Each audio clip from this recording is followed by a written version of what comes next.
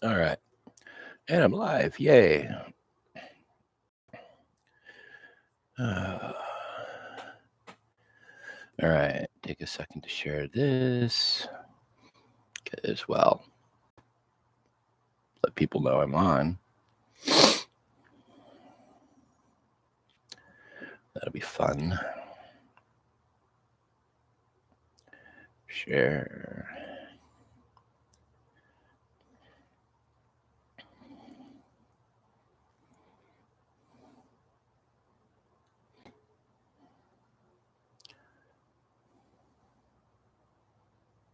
Mm-hmm.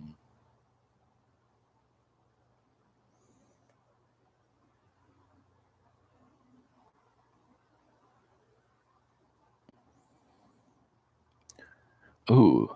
Hey, what's up, buddy? How you doing?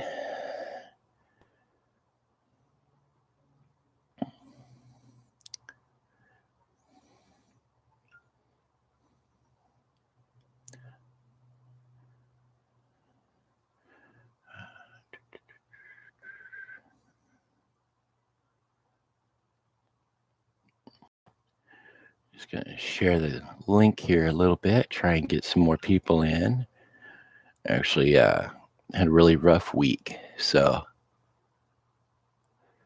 kind of. I've got a map I've been working on, but what I am going to be working on a lot today is answering some questions that people have asked regarding politics and religion. You brought up, but also there was some questions about orcs and where they live and how to improve those. So there's just a lot of different questions. So I decided to slow it down and do a Q&A on it. So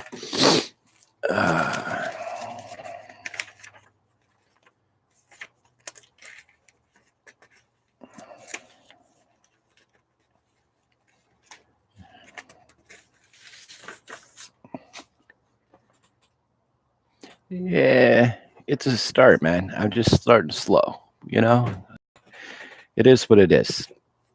I can't force people to watch it, right? I have to go to their house, strap into a chair, put it on, fly back. It'd be just a big hassle.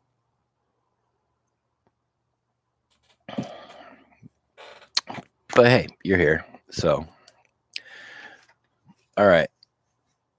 So this is kind of where we were at before, dealing with different areas, deciding on different. Yup. All right. So, we decided I kind of randomly picked out some various kingdoms, put their capitals where they are, at war, tense, at war, and these three are partners, or they work together well. But then you brought up religions. Actually, I will pull up what you wrote. So I actually answer the whole question. Implementing politics or religions in your world. All right. So with politics, it's different because I don't use a lot of real world stuff. I go, old school real world I use. So let's just label these 1, 2, 3. This is 4, and this is 5, right? So 1, 2, 3, 4, 5. Yeah, we'll go like that. And just, doesn't necessarily have a, okay, nice. So let's say region 5. We'll just start from there. And we'll say their religion or their entire policy is or politics is religious based. So whoever's in charge of the church happens to also be in charge of the kingdom. And so one way you can do this and actually have it make sense is Google types of politics. I guess that might work.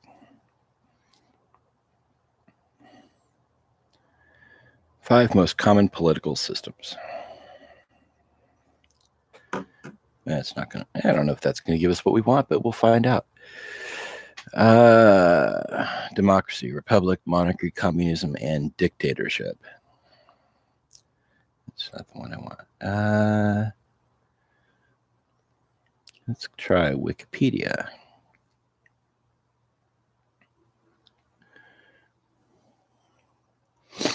Chiefdom, sovereign state, empires. Yeah, sociology. Maybe it's in there.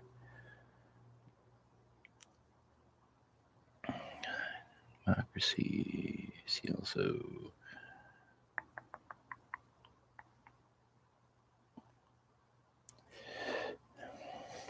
I know there's one. Okay. I actually haven't played Bloodborne yet. Sounds cool. Religious, political.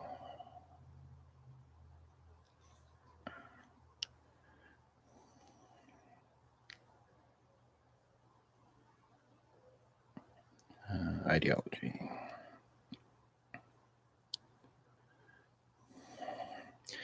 Yeah. All right. I can't find the actual name of it, and I know there is one. So we'll say this. They are a religious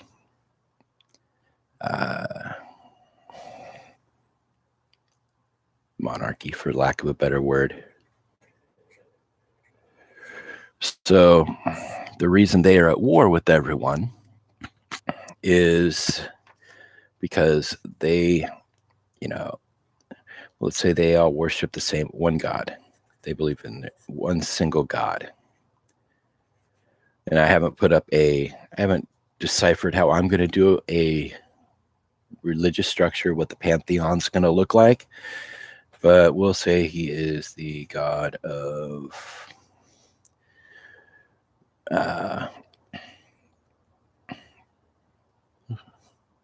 let's say he's the god of war. That'll be fun. Cool. Let me know when you're back. Yeah, I shared it in a couple of places, but it's hard. It's hard for me to do it a whole lot because I don't pre-plan the live streams anymore. I just do it and then share the stream.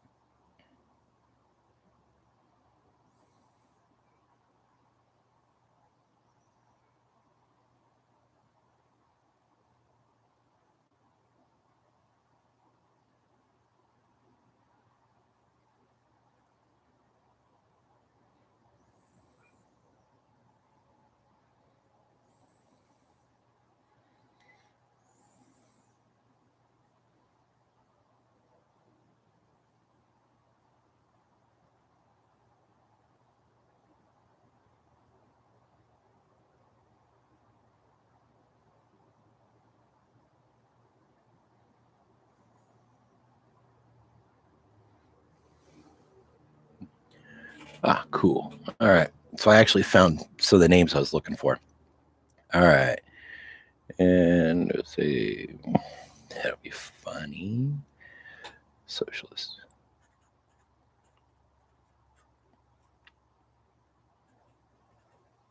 All right. So just for fun. All right. So 5. Do it this way. Make sure. Okay. So it could be, but these are just the base political. You know. So we got theocracy, ruled by the religion. This one down here is a republic. So more of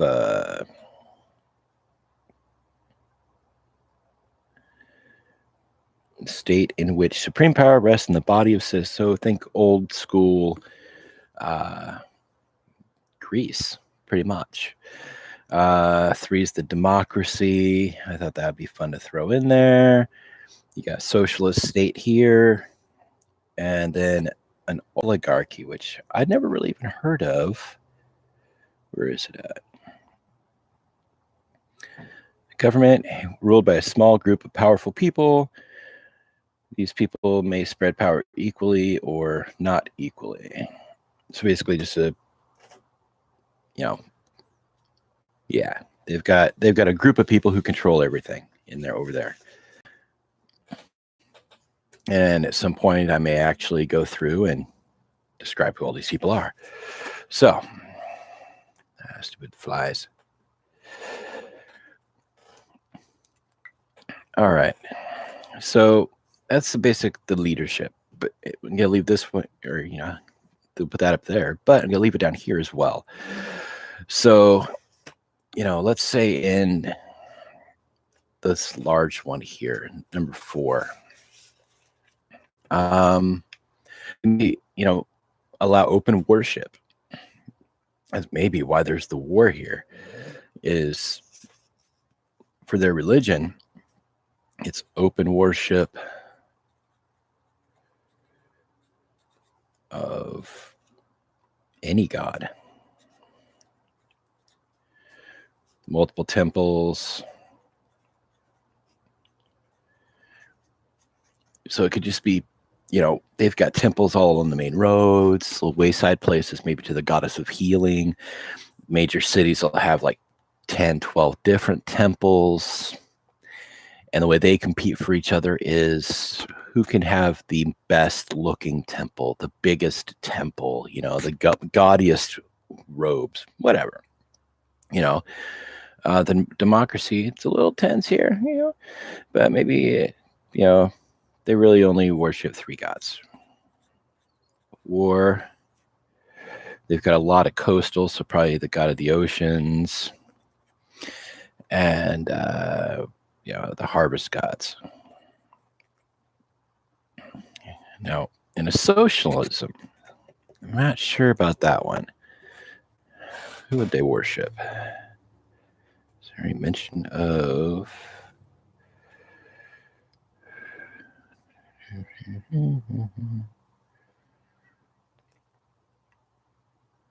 Yeah, they may have one god. I don't know. Yeah, let's just say they have one god as well. But what they've done is they switched it up. They've basically taken all the gods, taken all their features, and put it into one god. And so what they do is they actually, it does not work with these guys, but because what they do is they laugh at everyone else. Oh, yeah, you're worshiping part of my god. So, they take credit. Their god does everything, and everyone else just worships certain factors of it. Now, this other one.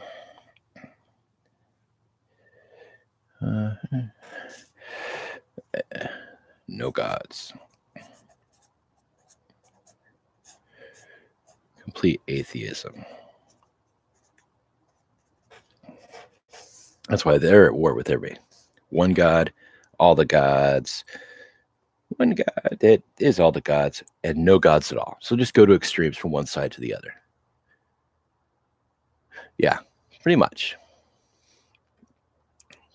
Now imagine people living here grow up, there are no gods. It's all hard work. It's all through what you do for the people. You're in charge of your own destiny. Then you go over here, maybe trading, it's a tenuous relationship here, but you're trading with the city, maybe on the coast here, and find out, what's this whole temple thing about? You might actually there might be some people who become interested in it, but there may be other people who they don't want to deal with it. So it could be a good cause of conflict or in a game hook. So it kind of all depends on that. But this setup here is basically how I do. It's all good, man. It's how I do politics and religion. I normally do go into a lot more description, though, if I'm actually running the game, as far as the pantheon, who your gods are. So if you've got a pantheon set up, that's perfect. If you're using one of the existing ones, great. I do a lot where I'll use Mistra. I'll use, the fantasy realms or Forgotten Realms gods, because a lot of people know them. And if I don't, if I want to switch it up a little bit, all I'm doing is changing the name. It may be the assumed, the gods in there, they always have a gender. Maybe I'll flip that around a little bit. But oh God, where does that book? There's a book series, Tales from the something unicorn. There, Tales from the Vulgar Unicorn.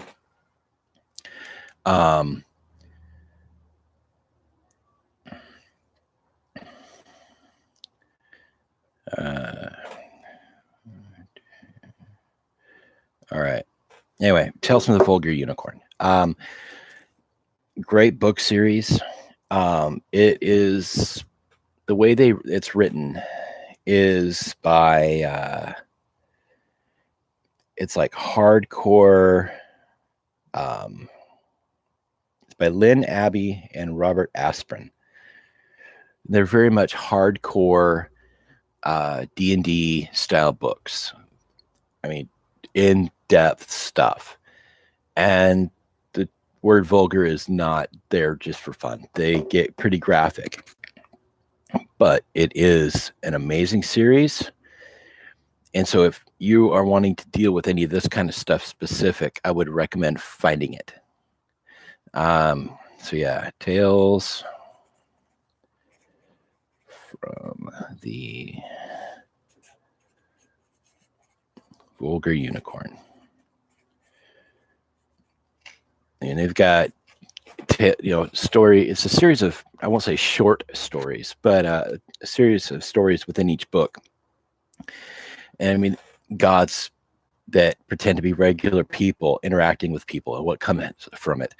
I mean, you could almost go through them and write entire adventures for your groups based off these stories. That's how good they are. So I wish I was actually sponsored by them, because maybe I'd get the books. But no, I loved it. It was a great series. So once you've got, I mean, that's really all you need is you figure out your pantheon.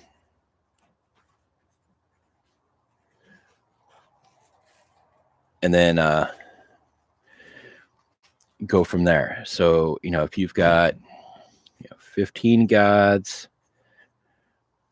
but some people only worship 5, it all depends on how you want this all to work together for you. So, but I'll tell you what, Georgie, if you got, if you want it to get together and talk about this more, message me and we'll do like a hangout or something, and we can get a little more specific. So the next question that I had, I actually really liked, and it was dealing with orcs. Orcs get a bad rap. Orcs are consistently thought of as stupid. So, Howard Hooper, what kinds of ways could I improve the differences between orc habitats? What more could I do to not just have boring mountains or caves that orcs dwell in? All right. So, orcs, like I said, they're predominantly thought of as stupid. And they're not. If you look at, how pervasive or half orcs have gotten. They're everywhere. And so, and you've even got orcs, full-blooded orcs in some stories that I've watched and read that are smart enough to interact with human society, elven society, whatnot. So they're not really stupid. They're just, been cast back. They've been cast out for quite a while. So what I would do is, looky here, you've got these 3 places that are, let's say, they're pretty open, open religion. Everyone kind of works together, so they may even have a full orc city somewhere. Maybe because there's this mountain range that runs right along here, right? So maybe like right in here is an orc city. And so they've, it's a rough area to live in, but they've got these rivers, they can get to the coast. They can get all the way up here on the water. So their trade, it would be good, Yeah. So it could be that way. You don't have to have them be the dumb brute in your game. Flip it around, Yeah, they're stronger, they're bigger, but they're not dumb by any stretch of the imagination. They may have, just like any race, they're going to have stupid individuals, but give them more culture in societies. Let them be, this guy's army is super powerful because he brings in the orcs. The orcs work for him. Don't think the Uruk-hai from Lord of the Rings. Those guys are stupid, mindless followers. Think of the leaders of that one. Think the guys who are actually coming up with the plans. They are the ones doing the actual leading. Think of those as your regular freaking orcs. Then people will be like, oh, holy shit. Orcs are badass again. They're building cities. They're taking over cities, maybe. If you want to have them be these evil, evil brute guys, cool. Have them take over entire towns and then build a wall. Spiked walls, 30 feet high. And they literally take over the fields. They take over all the homes, the businesses, and make it their own. They literally just kick everyone the hell out and say, nope, ours now. Thanks for building it. Appreciate it.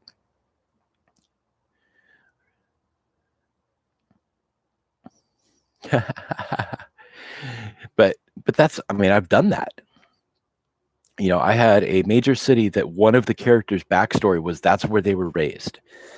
And the orcs came in, kicked every male out, except for like the young kids, because they could put them to work. Either kicked them out or killed them. Took over the entire town, raised huge walls around it, took the women for wives or slaves, and they spent years just, building up their own civilization right there. Character didn't know about it till, many years later when they went back home to visit. Oh my God, the uproar was real. There was major butt hurt because they had no idea that I was going to totally screw over their backstory. And it was awesome. Granted, they rage quit, but it is what it is. So, but that's what I would do is, if you, you may have some of those orcs that live in the mountains that are stupid, that are the more bestial types. Don't play them off as stupid though. Okay. Um, Most people, when they think of orcs as stupid, they think as very just super low intelligence, dull. I had a player who said handicapped is how he described them, because like they are mentally deficient. And I think of them as more bestial when they get to that, when you're at that level. It's not so much that they're stupid, it's just that they are not as advanced. They don't have thoughts like possessions or cities or anything like that, but they are definitely feral. They may, wear dirty leathers or, furs to protect themselves, and they're swinging really basic weapons. But they're not stupid. They're smart. They'll set up traps. They'll set up plans. They'll hide their lairs.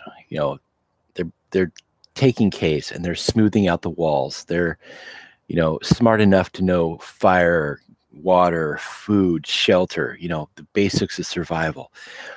You know, Make them like a pack of, just like a pack of wolves, or a lion pack even.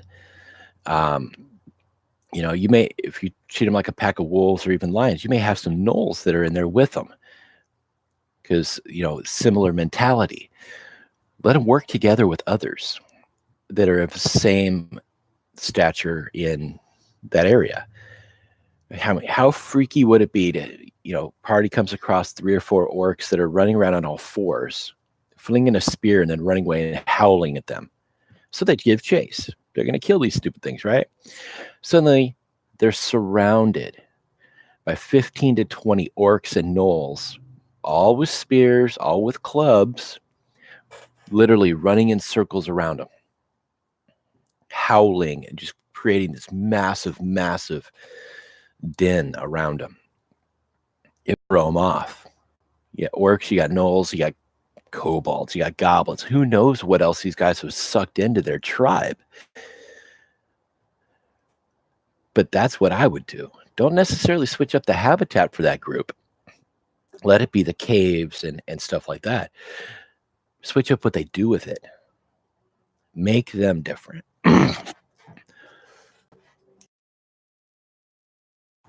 So that's one way you could do it. Another one, like I said, elevate them. Instead of going bestial, go more human. They're smarter. They can set up trades. They can have cities, maybe, or at least towns.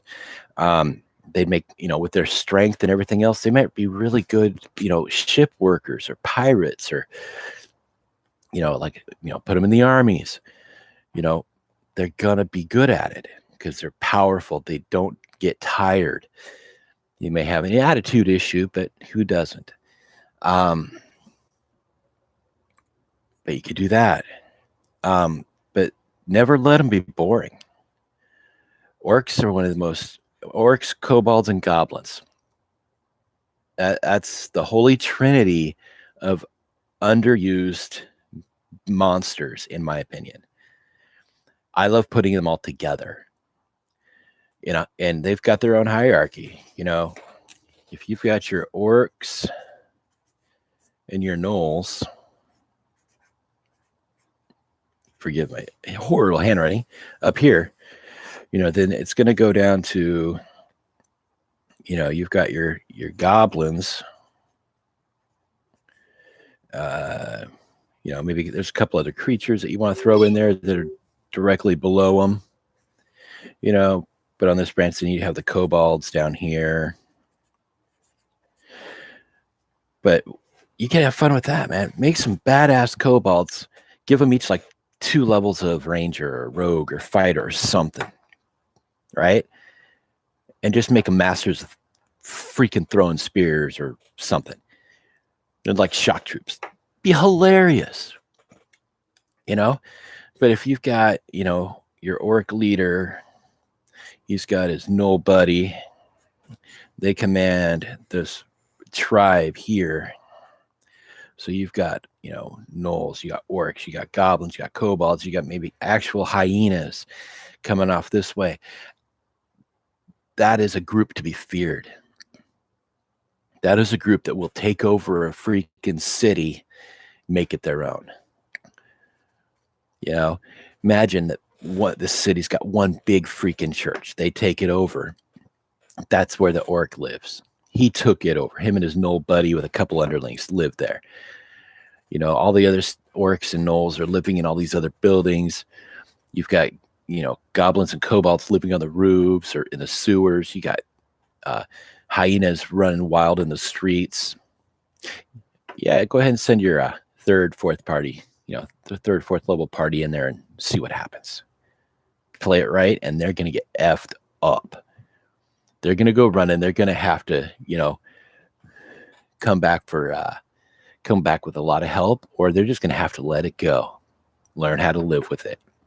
Because who knows, the orc may have a speaker, and in my speaker would be like an orc shaman or cleric, so to speak.